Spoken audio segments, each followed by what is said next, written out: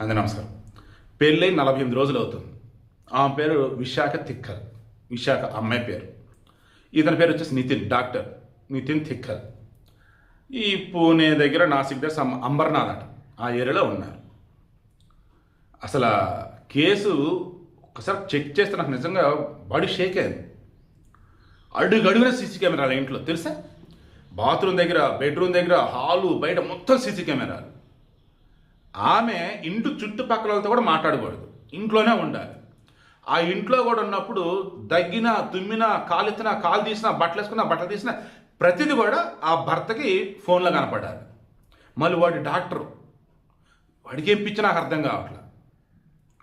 పెళ్ళైనప్పటి నుంచి కూడా మళ్ళీ అదనపు కట్టడం కోసం వేధింపులాట, ఇంకా అంతదా కట్నం, ఇంతదా కట్నం అని.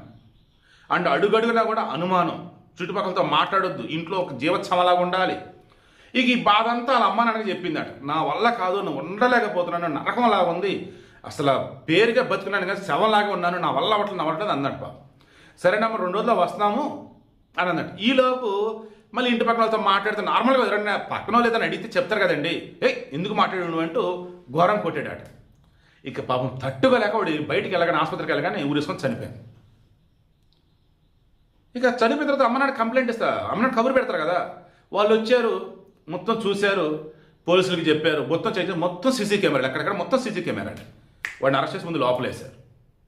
సో వీడికి మెయిన్ ఇంటెన్షన్, మన మంచిదే కేసు ఇటువంటిదే వచ్చింది. మీ బిడ్డ విడాకులు తీసుకొని మీతో ఉన్న సంతోషమే, అడ్జస్ట్ అవుతూ అక్కడే ఉండి చనిపోవటం అంటే అది దారుణం. ఇది మాత్రం ఆలోచించండి. వాళ్ళు సమస్య ఉంది అని చెప్తే మేము వస్తున్నాము, ఈలోపు జాగ్రత్తగా ఉండమ్మా, వద్దు వచ్చేసామ్మని చెప్పండి. లేదా ఓకే అమ్మా నేను ఆల్రెడీ బయలుదేరా, జాగ్రత్తగా ఉండు, లేదా నువ్వు అక్కడి నుంచి రామ్మా, దారిలో కలుసుకుందాం, అంతే. అంతే తప్ప మేము వచ్చేదాకా ఉండు, జాగ్రత్తగా ఉండు, సర్దుకుపో. పిల్లలండి, జాగ్రత్త అండి.